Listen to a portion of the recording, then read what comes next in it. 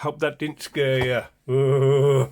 Anyway, Andy Edwards isn't the only one who can do videos. I know he knocks about 10 a day out, but it suddenly occurred to me over the weekend that we hadn't had a catch up for a while, so I thought I'd put that right now, okay? Now, at some point in this video, a little bit later, I'll be bringing something up that may piss people off, certain people. So I'm just warning you. It's a mini rant later, but you'll have to wait until then.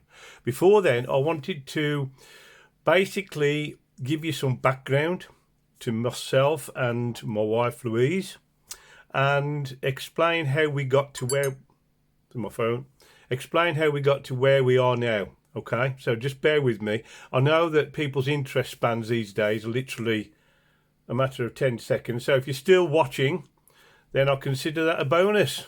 But hopefully you'll stay with us for the next several hours. Only joking. Anyway, my name is Stephen Gould, but everybody calls me Steve Gould. Please call me Steve. The only people who called me Stephen was my mum and dad, and that was normally when they were pissed off with me. Well, I was born on the 1st of September 1957, and I've got one sister who's 6 years younger than me. And I was quite late getting into music, because I always remember walking back from school. I went to Tividale Comprehensive, and I used to walk back from school with two guys. I even remember their names, Clive Ward and Derek Priest, and they always had a radio shoved next to their ears, listening to Radio 1, and I could never really understand what that was all about. I really couldn't get it at all. And at the time, I was listening to things like Jeff Love and his orchestra play big war movie themes and things like that. Music was not really a big thing in my life. And I think back to when I was younger, say 9, 10, 11, round about there. On a Saturday night, we always used to visit the Nans. Oh, it was part of our procedure, part of our routine. We'd visit my mum's mum and dad and my dad's mum and dad. And obviously they were talking about adult things. I wasn't interested at all. But when we went to my dad's mum and dad's, they were out in the kitchen talking. I'd go in the front room on my own, and it was absolutely freezing. It was probably colder in this room than it was outside. That's how cold it was. And she'd got this old upright piano and one of them organs that you pump with your feet. And I used to just be in there all night, faffing about with these things. The piano was way beyond TLC. Oh, but I was absolutely in my element. And I think it was at that point maybe where my love of keyboards came from, maybe. But it was only later when I started to hear things like Silver Machine, Frankenstein by Edgar Winter Group and so on, and started to get into synths. And I suppose it was inevitable, really, because I've always been technically minded. I was making circuit boards when I was 10, 11. And I suppose it was inevitable that at some point I would get into prog.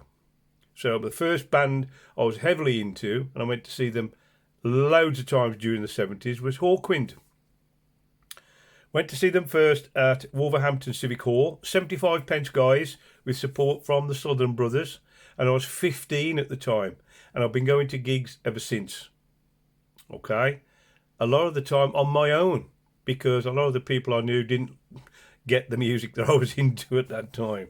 So going to gigs on my own was not a problem at all, and it was either Wolverhampton Civic Hall or Wolfram Hall, Birmingham Town Hall, Birmingham Odeon, or Birmingham Hippodrome. The NEC was just a figment of your imagination at that point. And that was my second home, those 5 places. That was my second home. And over the years, I've lost count of how many gigs I've been to. It's just unbelievable. If I put it all into context, it would probably run into several £100,000. But that's the price you pay for doing something that you love. Okay, anyway, fast forward to 1974, and my mum and dad were going on holiday with my sister to Pontins in Brixham. And it's not there anymore. I think it's either a housing estate or a sewage farm. I know there's a bit of a difference, but look it up. It's not there anymore, basically. Anyway, I was there, and my dad asked if I was coming. and I said, I'll go if I can have a chalet on my own, because I was 16 at the time, big boy. And he looked into it and said, okay. Now, this is very interesting, because if he'd have said no, you'll have to stay home, I wouldn't be here now talking to you guys. Scary stuff, scary stuff. So anyway, he paid. I had a chalet on my own. We were there for a week, and I kept clocking this girl, as you do, in the amusement arcade and around. And so on the last night, in the discotheque, we had a dance and a snog, as you do. And the following day, we were both leaving for our relative homes. Lou comes from Bristol. I came from Tividale, near Dudley. And it was, bye. Nice to know you. See you again. But during the time we were talking, because I was going out with a girl up here who was into Roy Wood's Wizard. Ooh, I've been going out with her for 8 months. It was going nowhere. Anyway, back to the holiday. On the final morning, we were talking in the reception area, talking and snogging and doing all the usual stuff. And as a point of conversation, I said, oh, what did you think of the disco then last night? And she said, oh, not a lot. And obviously at the time I was into Hawkwind, ELP and all that malarkey. And I said, oh, what kind of music do you like then? And she said, Led Zeppelin, Black Sabbath, Deep. And I was like, oh my God. Oh, I found my love. She was 14 at the time. And we both left for our relative homes, and it was only when I got home and I thought, well, this relationship's going nowhere. And I wrote to Pontins Brixham. Believe it or not, they actually responded. They sent me a with compliment slip of her friend, because she was staying in a chalet with her friend, and then her friend's parents were in the chalet next door. And at that time, there was no internet. No internet, I hasten to add. No Twitter, no X, no Facebook, none of that malarkey. Right? It was either writing or phoning. So I actually wrote to her friend and asked her to ask Lou to write. And if she didn't want to write and tell me why not. So either way, she had to write. Anyway, so we started this correspondence relationship going on. And after a few months, I went down to see her, went to stay at her house, and rolling forward quite fast. After 2 years, we got engaged. I was 18, she was 16. And then when we got married in 1978, I was 20, she was 18. And everybody said, oh, it'll never last. These marriages never last. Well, here we are. We've known each other 51 years this year. So to everybody who said that back in the day, because we've totally and utterly proved them wrong. But what I wanted to say, the reason why I wanted to bring all this up was to give an explanation as to why putting on gigs and festivals and so on, to me, to us, is very, very important, because over the years, music has given us so much. We've met so many incredible people like you lot.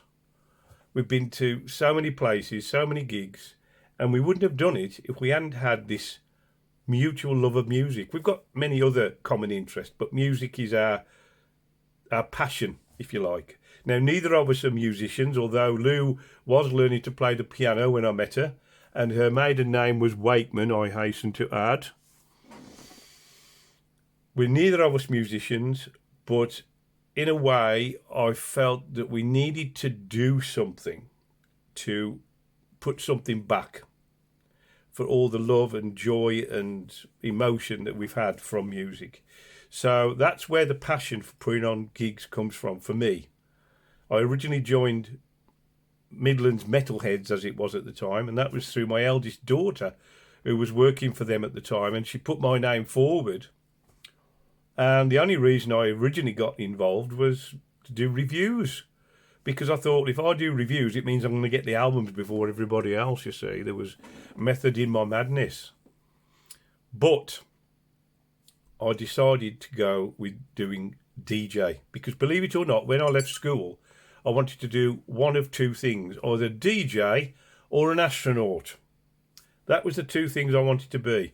I could have been the first DJ in space, maybe, but it was DJ or astronaut.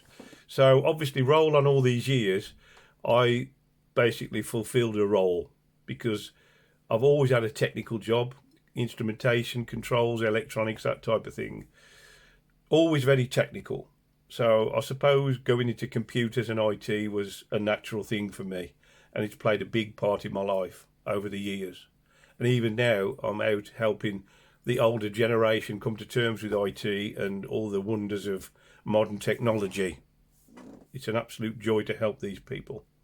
But, as an aside, like I say, putting on Fusion, putting on the Sunday Club and other gigs and getting to know the people has become our life.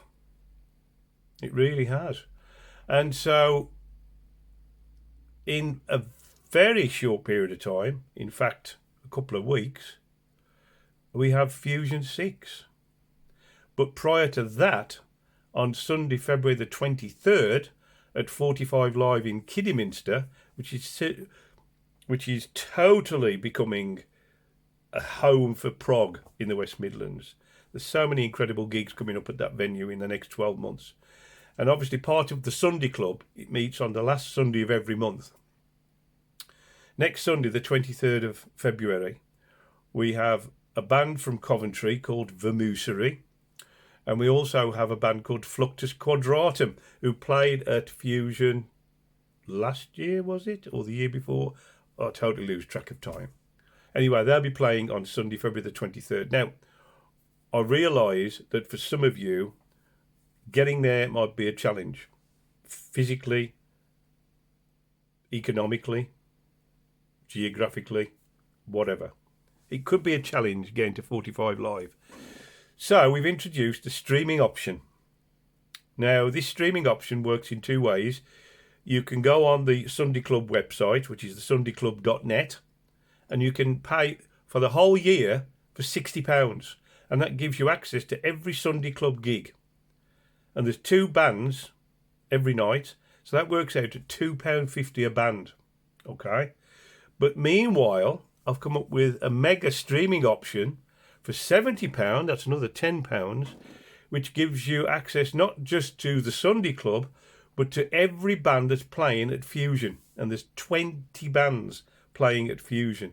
So if you add that to the 24 that's playing at the Sunday Club, 12 gigs, 2 bands, that's 44 bands for £70. So you're basically paying £1.60 a band. I can't be any fairer than that, guys.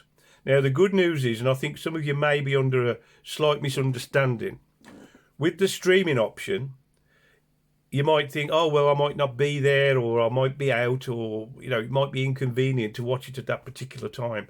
The good thing is, once you've paid your subscription, the £60 or the £70 if you go for the mega streaming option, not only do you get the chance to watch the gig live, as it goes out live, but that link will be available forever.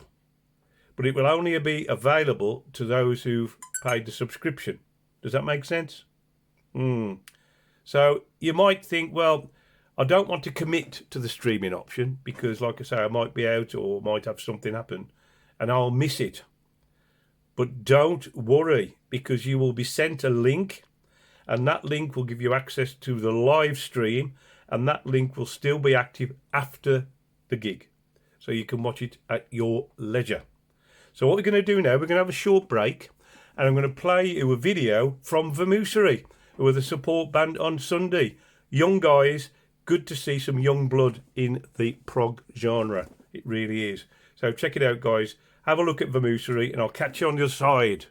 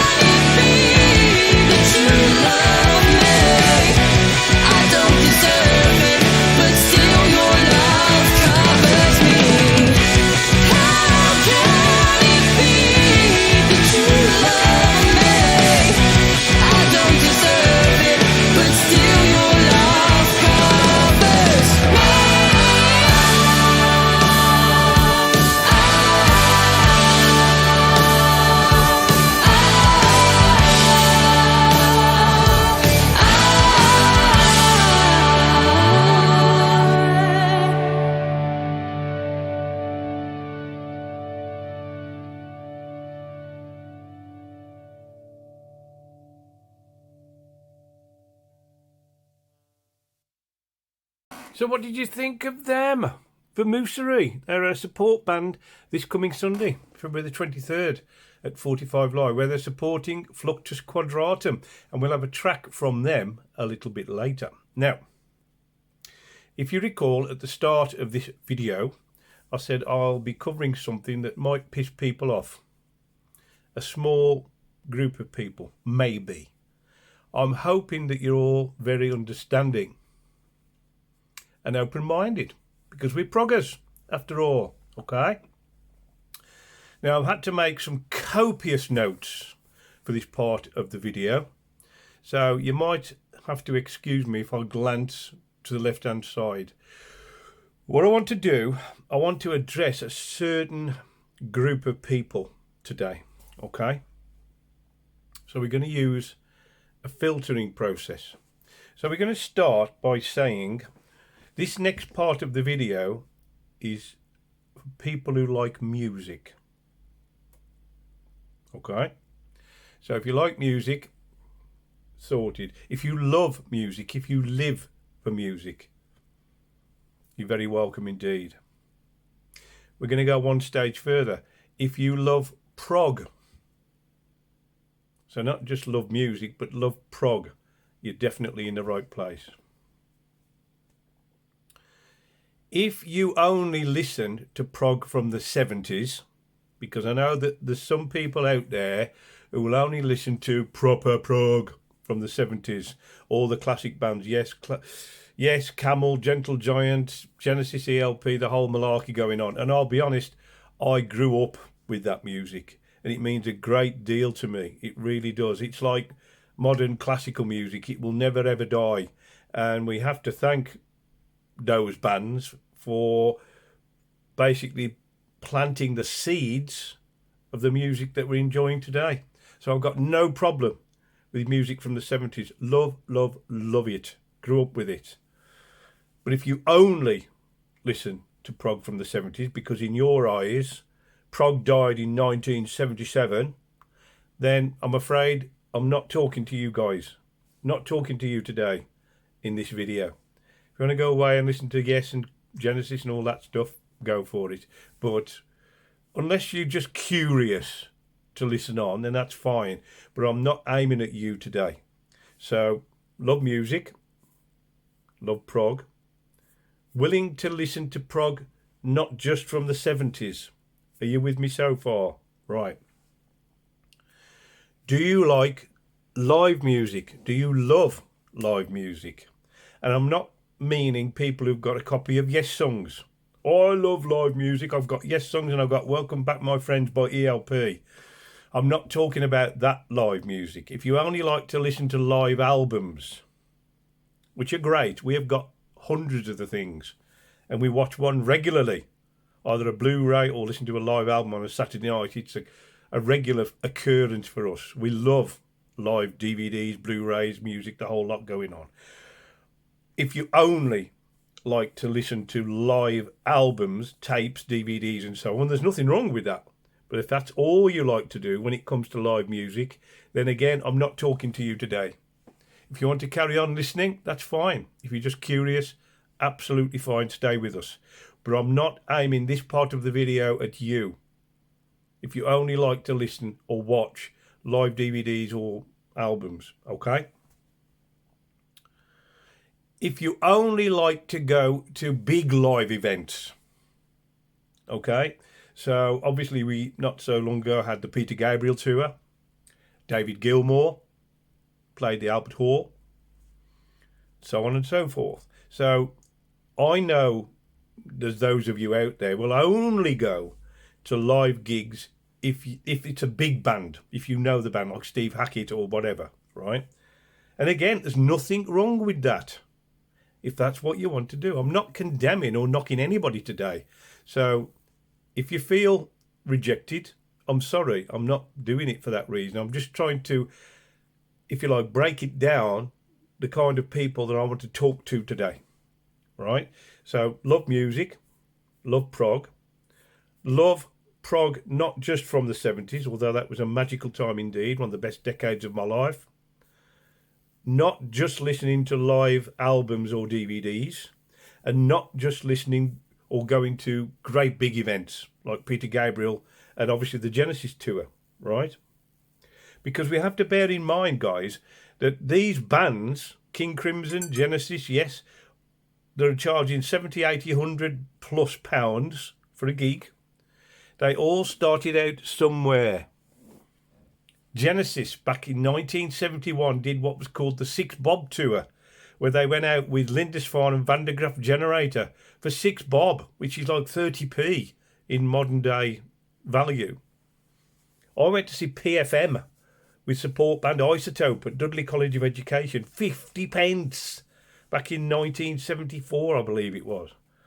So I've got ticket stubs coming out my ears, and if you weigh it forward, allowing for inflation, you know, the price of tickets has gone through the roof. I'm sure you agree with me there. We paid over £90 to see Peter Gabriel last year, and the seats were crap, and the t-shirts were £45. It was one of the worst Peter Gabriel gigs I've seen. The one he did 20 years ago was far better, but it was £180. Oh. So if you only like going to big gigs, which, like I said, there's nothing wrong with that. Look at David Gilmour, 6 nights at the Albert Hall, sold out, right? Again, you're welcome to stay, but I'm not aiming this at you. I'm talking about upcoming bands. Bands that you may not have heard of. Because it would be so easy to say, well, I'm only going to see such and such band because I've heard of them. And that's fair enough. You may have heard of them, you may have listened to their music, so you think, well, I'll go and check them out. Never seen them live. Well, what about checking out bands that you may not have heard of, or you may not have heard any albums or music from them? Because you might think, well, I don't really know them, you know? And I'm going to put you a challenge here. How many times have you been to a gig, and I can name a number of bands, a number of gigs that I've been to, where the support band were better than the headliner? And at the time, I'd never heard of the support band. But because they blew me away, I went out and bought all their albums the following day. I can give you a number of examples.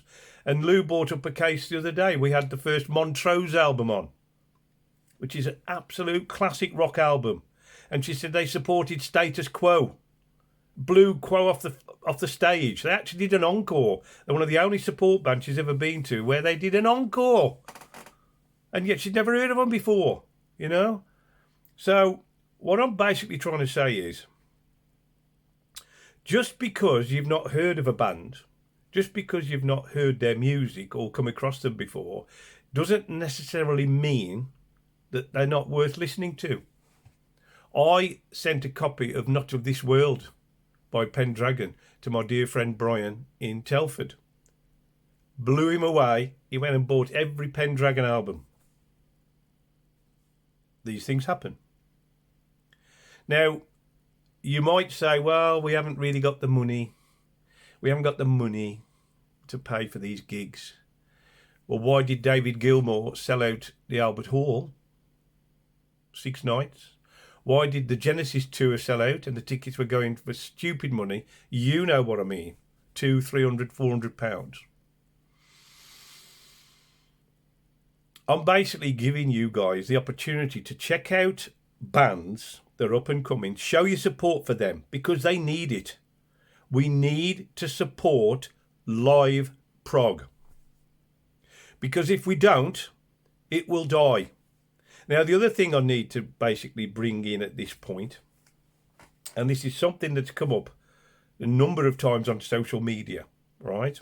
If you see a gig advertised, and I think this goes back to COVID or post-COVID, right? And you think, well, I don't really want to commit to it at the moment because it might get cancelled. And I can understand that logic, okay? I can totally understand that logic. But herein lies the problem. It's a catch-22 scenario. Because if you don't commit, that means that the venue or the band or the promoter might think, well, we haven't really sold enough tickets, so I'm going to cancel it. Does that make sense? Because unfortunately, people, These things cost money. And I don't do this for the money.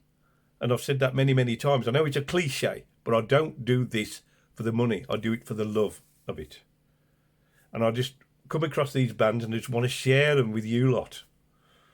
So, if you don't commit to a gig prior to its going ahead, and they only sell like 5 or 6 tickets, is it understandable that the venue or the band or the promoter might decide to go, well, we haven't really had enough, interest, we might as well cancel the gig?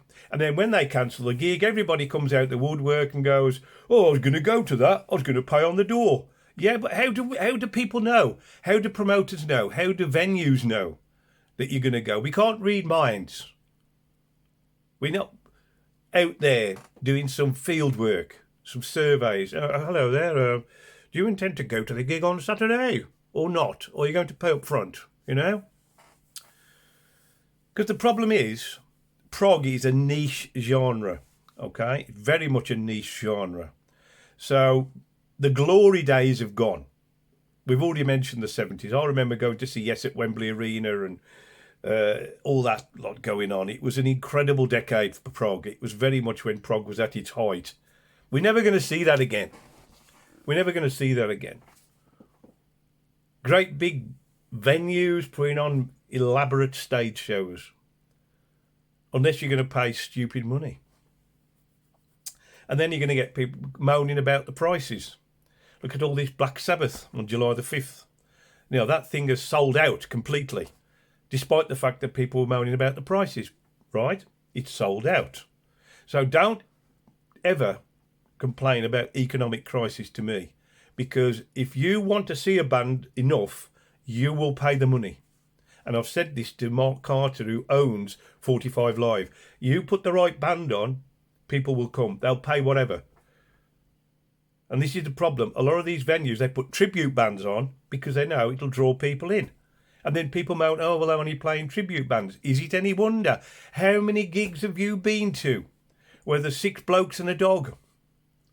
And then you wonder why that band never come back.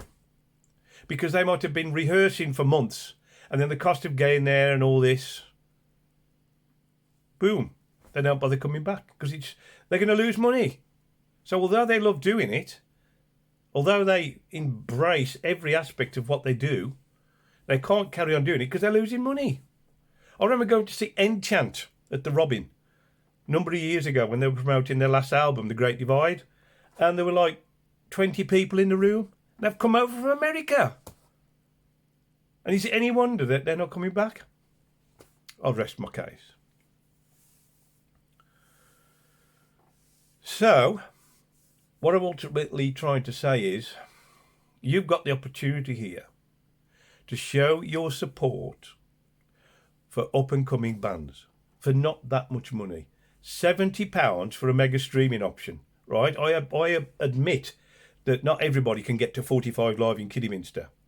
Or the Robin even, because obviously they're still putting on prog gigs. Not as many as we are at the 45 Live venue, but we've still got both venues putting on prog. Now, I know that bands like Arena, who are more established, they've been around, they're actually celebrating 30 years this year. And obviously bands like Jadis, Mostly Autumn, who've got an established fan base. They will always draw people in. Always. But think about your Vamooseries. Think about your Fluctus Quadratums. And then in March, we've got The Gift and Tribe 3. If you look on the sundayclub.net website, you'll see the full schedule. Last month, we had Freedom to Glide, and that was very well attended. It was an incredible night. A small band called literally Small Changes. They were the support.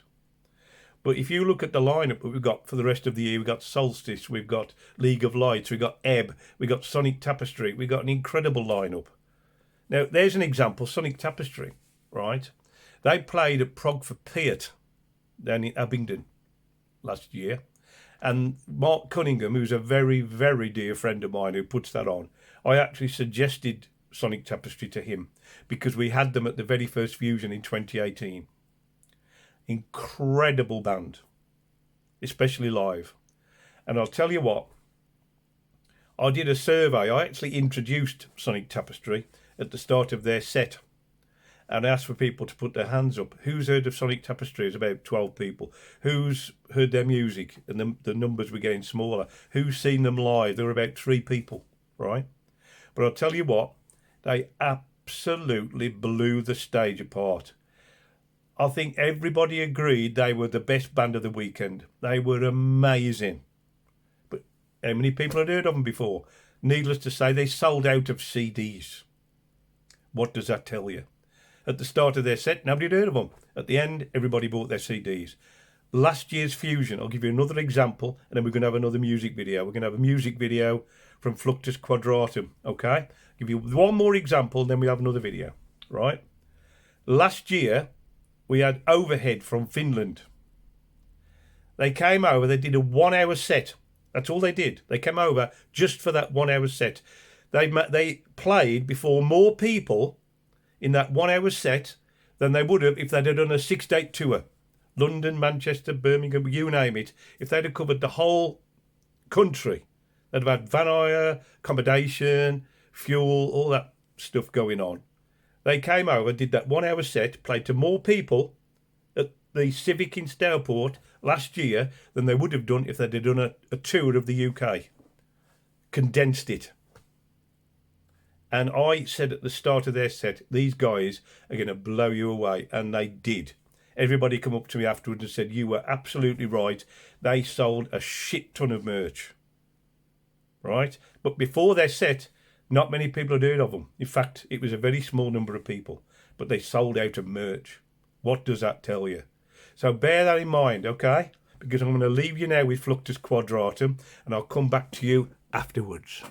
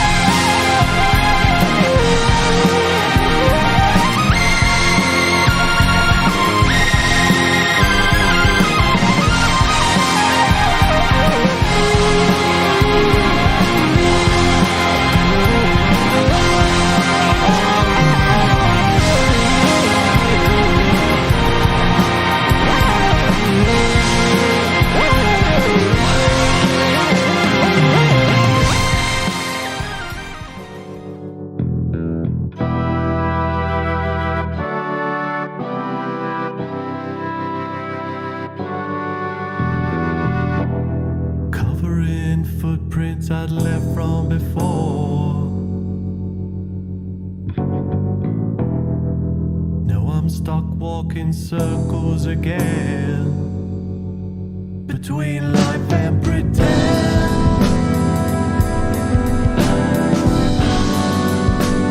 Stuck walking circles again.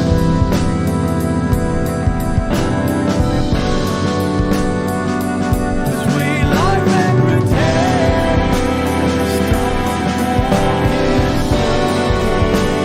Stuck walking circles again.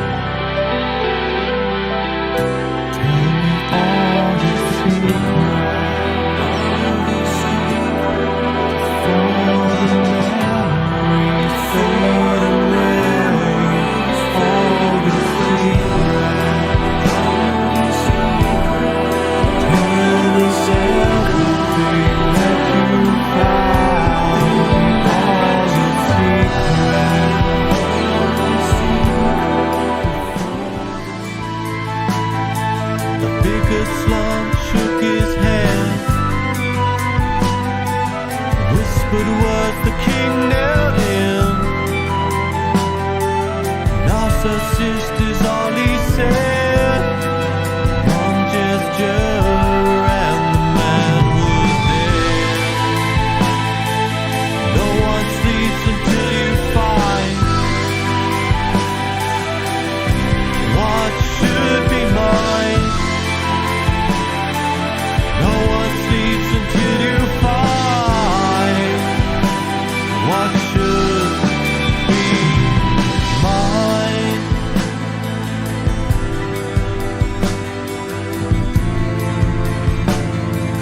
Is the king losing his mind?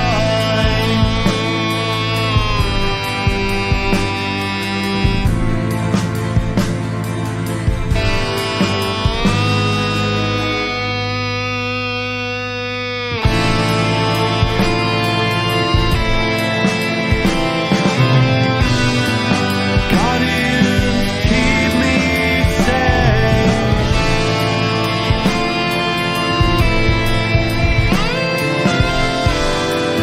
Guardians try changing my fate. But evidently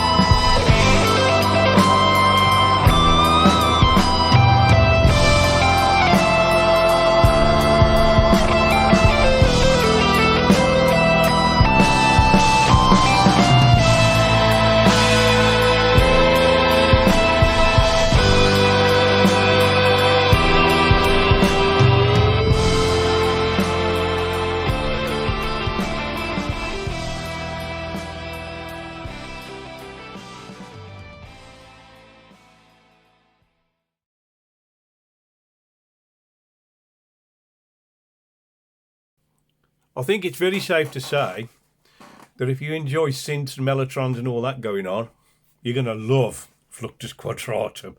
And I know for a fact they've got a few little surprises lined up for Sunday. So if you are going, there's the venue. That's 45 Live. There it is. Dun, dun, dun, dun, dun. Right.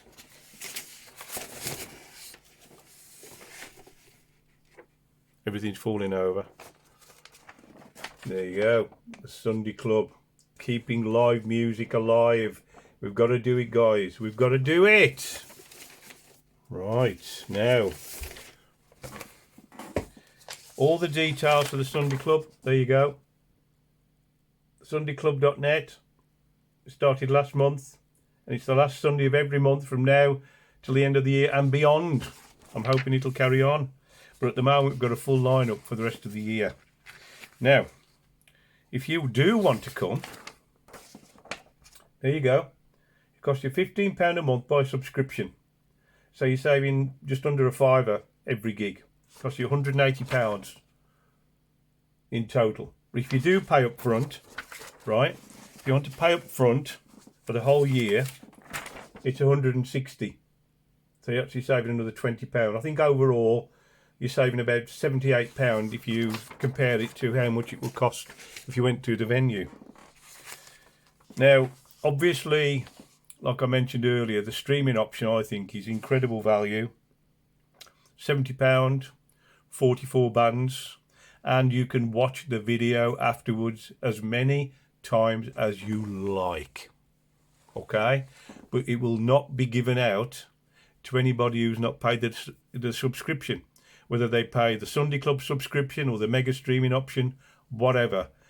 The only way you'll be able to watch these gigs remotely by streaming will be if you've paid either the £40 for Fusion to stream the weekend, £60 if you want to do all the Sunday Club ones, that's £100, or if you go for the mega streaming option, and there's you can pause the video now. Ready? Go.